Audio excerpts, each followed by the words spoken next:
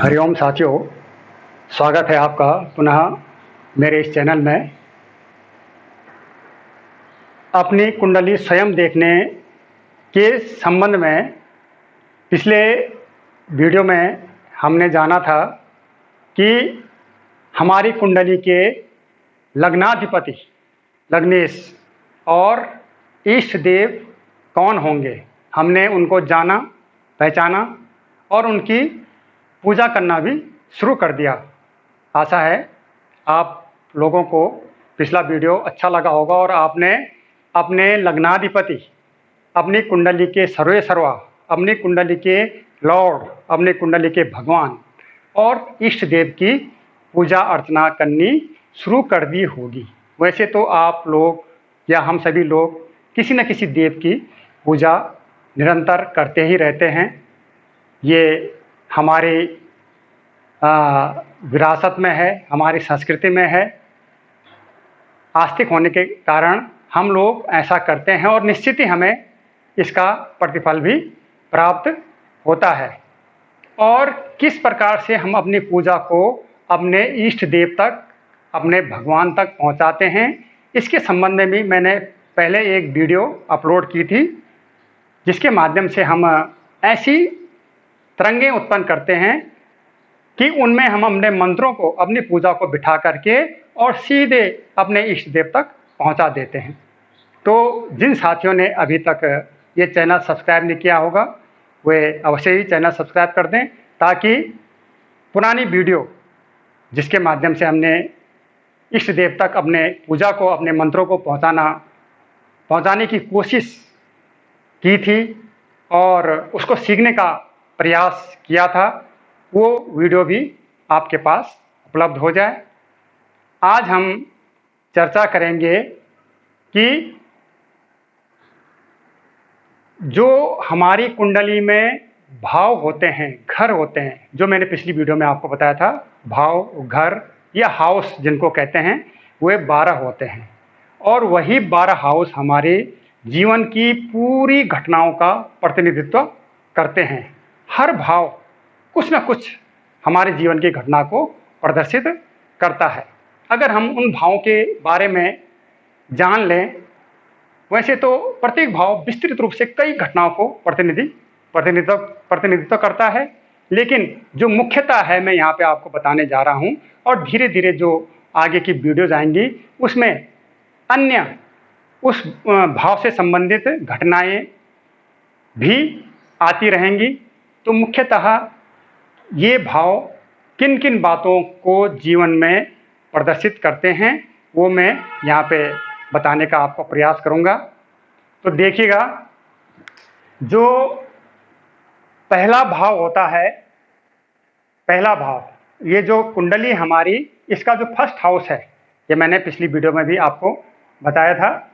First house जो है हमारे रंग, रूप, चरित्र, आधार, स्वभाव, कला, इस चीज़ को प्रदर्शित करता है। बोलने की कला, अगर हमारा ये भाव बहुत अच्छा है, और अच्छा कैसा है अभी आगे की वीडियोज़ में सारी चीज़ें धीरे धीरे आएंगी।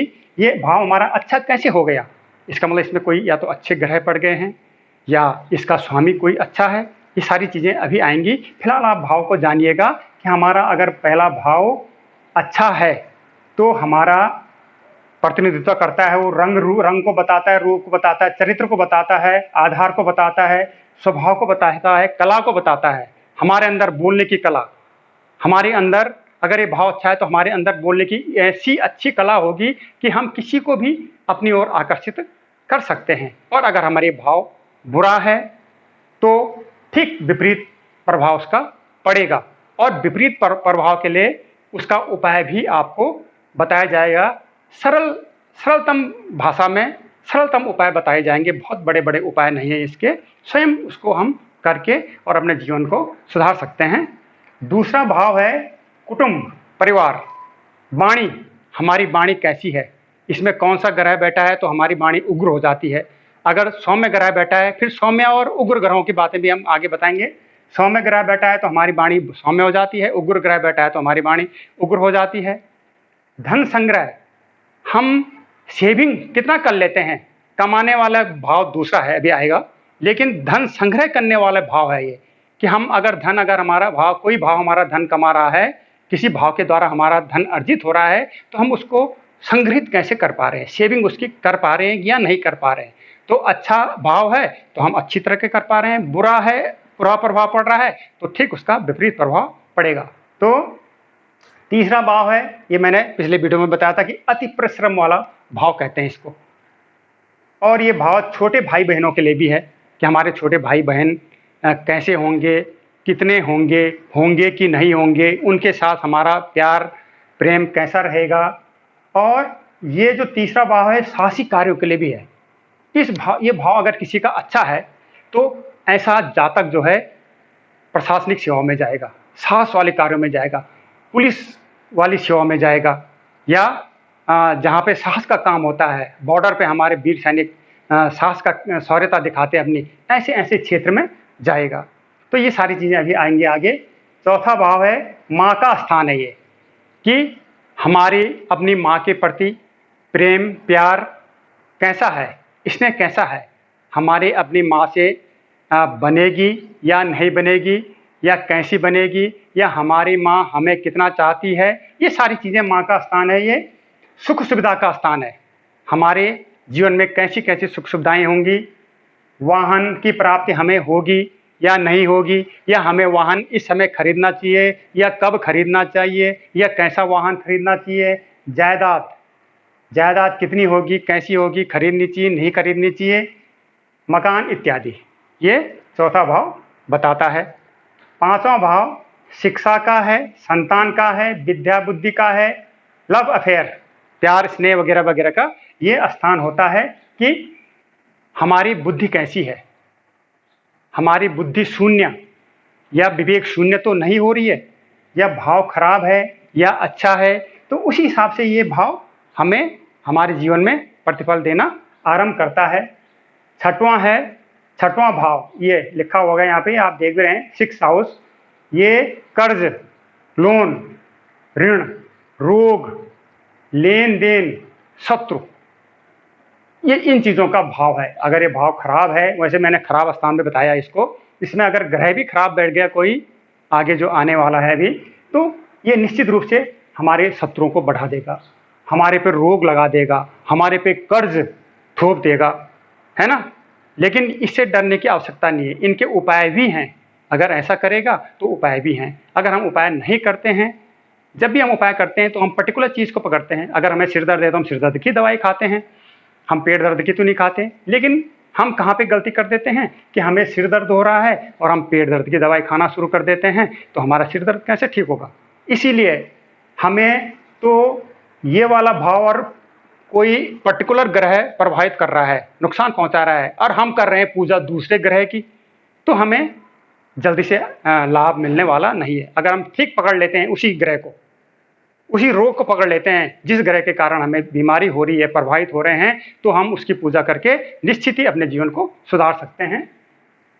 ये दुर्घटना का भी है। कंपटीशन एग्जाम अच्छा कर भी, एक चीज़ में इसमें पॉजिटिव है, सकारात्मक भी है। कंपटीशन में हमें सफलता मिलती है या नहीं मिलती है, कॉम्पिटिटिव भी है ये। अगर ये भाव बड़ा स्ट्रॉन्ग है तो हम इसका मतलब कंपटीशन एग्ज़ाम में उत्तीर्ण, कंपटीशन के लिए हम अपने आप को अच्छा बना लेते हैं, अच्छा बना सकते हैं। 7वां हाउस जो है ये वाला, ठीक लगन के ठीक अपोजिट वाला हाउस, ये 7वां हाउस स्पाउस का है। अगर ये मेल की कुंडली है तो फीमेल का स्थान है ये फीमेल की कुंडली है तो ये मेल का स्थान है। पति या पत्नी, ये अपोजिट स्पाउस का, लाइफ पार्टनर का स्थान होता है। लाइफ पार्टनर के बारे में हम इस हाउस से समझ सकते हैं। 8वां हाउस ये मैंने बुरा हाउस भी बताया था आपको, तो ये मृत्यु का है, कष्ट का है, बाधा का है, संकट का है, ये सभी कुछ खराब का ही है। लेकिन एक इसमें पॉजिटिव सकारात्मकता ये है कि एक डीप स्टडी का भी हाउस है। अगर ये हाउस आपका स्ट्रॉन्ग है या ये आपको प्रभावित कर रहा है, तो प्रभावित करने का मतलब ये भी हो सकता है, अगर ये हाउस आपका खराब है, इसमें खराब ग्रह बैठा है, तो ये जरूरी नहीं कि आप आपको बहुत ज़्यादा कष्ट हो रहा है, कष्ट होगा, लेकिन ऐसा कष्ट भी हो सकता है कि आप डीप स्टडी कर रहे होंगे, आप कोई वैज्ञानिक खोज कर रहे होंगे, क्योंकि उसमें तो कष्ट होता ही है, उसमें तो बाधा आती है, उसमें तो संकट आता ही है। वैज्ञानिकों को हमारा मृत्यु तुल्य कष्ट होता है, तो ये सकारात्मकता भी है इसकी। 9वां हाउस हमारा भाग्य का है, भाग्येश कहते हैं इसको, ये भाग्य, इसका ईश्वर हमें ढूंढ लेंगे तो भाग्येश, हमारे भाग्य का ईश्वर कौन है, इसी को भाग्येश आपने सुना होगा, तो यही है वो। तो भाग्य का स्थान है ये, पिता का स्थान भी है ये, और विदेश यात्रा का स्थान भी है। विदेश यात्रा का है केवल, मतलब विदेश आप जाएंगे और फिर वापस आएंगे अपने घर, ऐसे नहीं कि वहीं सेटलमेंट हो जाएंगे। विदेश सेटलमेंट का स्थान दूसरा है, अभी आएगा यहाँ पे, विदेश सेटलमेंट का स्थान भी है ये वाला, 12वां हाउस आएगा अभी। तो ये तो विदेश जाने का है और फिर वापस आने का है, तो विदेश जाना और फिर वापस आना ये अच्छा हाउस माना जाता है, और जो विदेश ही रहना है उसको खराब माना जाता है, क्योंकि अपने घर को छोड़ के चला गया हमेशा के लिए। इसका मतलब हम कहते हैं कि हमारा लड़का या फलाना लड़का विदेश में है, सेटलमेंट हो गया, लेकिन उसे ही पता है कि वो कैसे सेटलमेंट हो रखा है, उसको कितनी परेशानी, अपने घर छोड़ के जा रखा है, अपने माँ बाप छोड़ के जा रखा है। तो विदेश सेटलमेंट अलग चीज़ है, विदेश सेटलमेंट को खराब माना जाता है, विदेश यात्रा को अच्छा माना जाता है। ये विदेश यात्रा का स्थान भी है। 10वां भाव जो है हमारा, मान सम्मान ऐश्वर्य आराम, ऐशो आराम का स्थान है। इसमें जॉब, हमारी जॉब कैसी है, कैसी लगेगी, खराब स्थान, खराब ग्रह बैठा हुआ है तो हमारी जॉब नहीं लगेगी, कब लगेगी, क्या लगेगी, क्या हमारा प्रोफेशन होगा, ठीक है। तो ये 10वां हाउस इसलिए जाना जाता है। 11वां हाउस हमारा लक्ष्मी का स्थान है, आय का स्थान है, धन का स्थान है, धन अर्जित करने का स्थान है, धन कमाने का स्थान है, और धन कमाने का स्थान है, इनकम का स्थान है। और संचय करने का स्थान कौन सा बताया था मैंने, दूसरा बता दिया था, ये धन संग्रह का, धन कमाता ये हाउस है और संग्रह ये हाउस करवाता है। माना हमने धन कमा दिया लेकिन संग्रह हो ही नहीं रहा, इसमें खराब ग्रह बैठा हुआ है, तो धन तो हमने बहुत कमा दिया, ये इसमें अच्छा ग्रह बैठा हुआ है, ये भाव हमारा अच्छा दिखा रहा है, लेकिन इसने बहुत सारा पैसा कमा दिया, लेकिन वो संग्रह हो ही नहीं रहा है, सब ऐसे ऐसे जा रहा है। तो ये स्थान भी उसके लिए अच्छा होना चाहिए, तभी हमारा धन संग्रह हो सकता है। और 12वां स्थान जो कि मैंने खराब स्थान बताए थे, 3 स्थान 6, 8 और 12 मैंने खराब बताए थे, तो 12 स्थान वास्तव में जेल यात्रा का स्थान भी है। इसमें जेल भी भुगतनी पड़ सकती है जातक को, अगर ये बहुत बुरा प्रभाव डाल रहा है, अगर इसमें अगर मारक ग्रह बैठा हुआ है। अभी योग कारक और मारक ग्रह की बात भी आएगी। ये व्यापार में घाटा भी करवाता है, व्यय करवाता है, हानि करवाता है। विदेश बसना, विदेश सेटलमेंट कि वहीं का हो जाना, वहीं का हो जाना, अपना घर बार छोड़ करके वहाँ का हो जाना, तो ये अच्छा किसी को नहीं लगता है। हालांकि आजकल लोग इसको अच्छा मानते हैं कि भाई हम तो विदेश सेटलमेंट हो गए, हम तो वहीं हो गए, वहीं की नागरिकता हमने ले ली है और घर बार छोड़ दिया है, माँ बाप छोड़ दिए हैं, भाई बहन छोड़ दिए हैं, वहीं रहने लग गए, हम बड़े ऐसे हैं। खैर, पति पत्नी के बीच कैसा संबंध है ये भी 12वां हाउस बताता है। तो इस प्रकार से इन हाउस, ये हाउस और भी जातक के और भी जीवन से संबंधित घटनाओं को प्रदर्शित करते हैं, उसका प्रतिनिधित्व करते हैं, और कई चीज़ें हैं, धीरे धीरे हर वीडियो में ये आते रहेंगे। ये मुख्यतः मैंने जो बता दिया आपको, अधिकतर ऐसी चीज़ें हमें जानने की आवश्यकता पड़ती है, और हम उत्सुक भी रहते हैं ये चीज़ें जानने के लिए कि मेरी नौकरी कब लगेगी, मेरे बच्चे की विद्या कैसी होगी, उसकी बुद्धि कैसी होगी, वो पढ़ने में कैसा होगा, वो कितना पैसा कमाएगा, उसका विवाह कैसा होगा, उसकी पत्नी कैसी होगी, उसकी लव मैरिज होगी या अरेंज मैरिज होगी। ये सारी चीज़ें हम देखते हैं, पूछते हैं और समझने की कोशिश करते हैं। तो मुख्यतः मैंने ये 12 भावों के संबंध में आपको बता दिया है। तो आशा है आपको ये चीज़ें अच्छी लग रही होंगी या समझ में आ रही होंगी, और आप इसका स्क्रीनशॉट भी ले सकते हैं ताकि भविष्य में आप इसको देख करके और अपनी कुंडली का आकलन स्वयं भी कर सकते हैं। और जब भी किसी प्रकार की कोई दिक्कत हो, परेशानी हो समझने में, तो पुनः आप इस वीडियो को फिर से रन करवा करके और देख करके अपनी कुंडली का अवलोकन या अपने परिवार वालों की कुंडली का अवलोकन कर सकते हैं। तो ये हो गया आपका। अब देखिएगा, मैंने यहाँ पे बीच में कुछ ये लिखा हुआ है, देव ग्रह और दानव ग्रह। देव और दानव आपने सुना ही होगा। जो देव ग्रह हैं, देवता मतलब अच्छे, अच्छा जो हमारा भलाई करेंगे, और दानव मतलब राक्षस जो हमारा बुरा ही करेंगे। लेकिन ऐसा भी नहीं है ऐसे इससे तो लग रहा है कि देव मतलब जो हमारा भलाई करेंगे और दानव मतलब जो हमारा बुरा ही करेंगे। तो ये वैसी बात होगी कि भाई हमारा भाई है तो हमारा भला ही करेगा, लेकिन क्या सभी भाई भला करते हैं? कहीं कहीं लड़ाई हो जाती है, भाई भी बुरा करना लगते हैं। तो वैसे ही यहाँ पर भी है कि कभी कभी देव ग्रह भी हमारा बुरा करना शुरू कर देते हैं और कभी कभी दानव ग्रह भी हमारा अच्छा करना शुरू कर देते हैं, जब वे अच्छा प्रभाव दिखाते हैं, अच्छा प्रभाव दिखाने के मूड में होते हैं, है ना। मतलब दो प्रकार के ग्रह आएंगे अभी, योग कारक और मारक। अभी तो देव ग्रह और दानव ग्रह आए। इससे लग रहा है कि देव ग्रह योग कारक ही होंगे, मतलब हमें अच्छा ही करेंगे, हमारे जीवन में कुछ जोड़ेंगे ही, योग मतलब जोड़ना। और दानव का लग रहा है कि हमारे जीवन में मारक होंगे, लेकिन ऐसा नहीं है।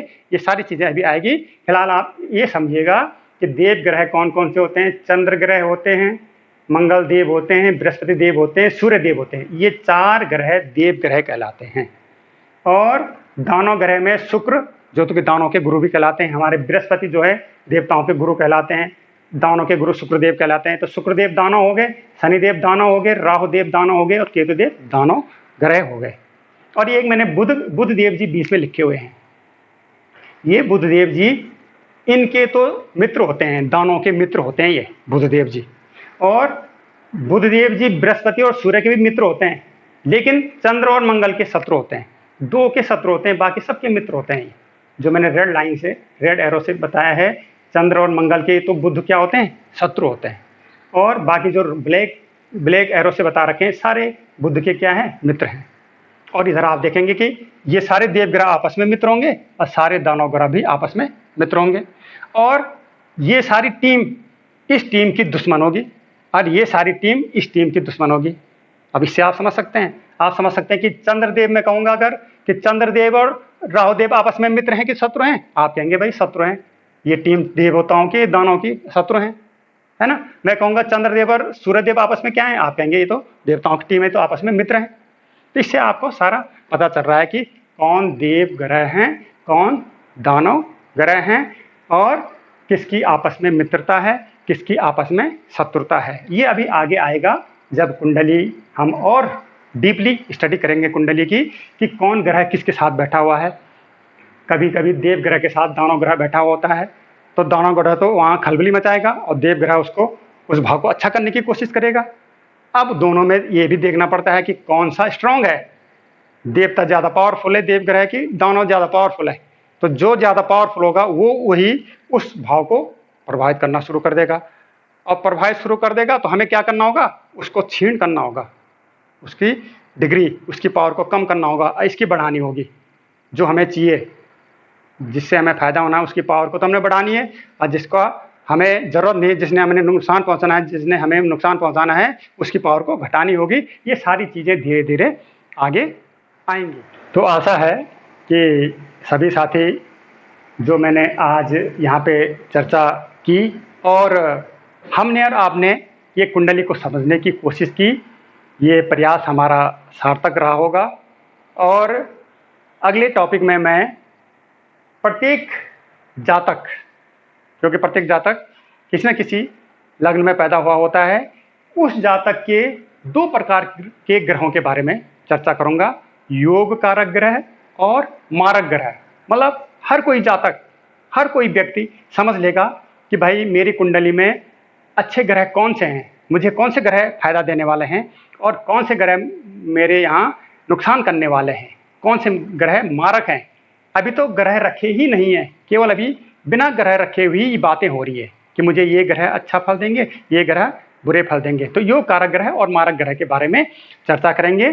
तो साथियों, आप प्रत्येक पार्ट को अवश्य देखने का प्रयत्न करना, ताकि जो नेक्स्ट वीडियो में आपके लिए लाऊंगा वो आपको आसानी से समझ आ पाएगी। अगर आप सीधे मेरे दूसरी वीडियो पे पहुंचते हैं या तीसरी पे, या मैं चौथी 5वीं वीडियो निकालता हूं उस पे पहुंचते हैं, तो कृपया सबसे पहले आप पहली वीडियो को जरूर देखें, पहले से स्टार्ट करें देखना, ताकि आपको धीरे धीरे हर चीज़ समझ में आना शुरू कर देगा। आप सीधे अगर चौथी या पाँचवीं या 10वीं पे पहुंच जाते हैं तो उतना अच्छा आप समझ नहीं पाएंगे। तो आशा है कि आप इसी प्रकार से चैनल से जुड़े रहेंगे और अपनी शुभकामनाएं मुझे देते रहेंगे। धन्यवाद।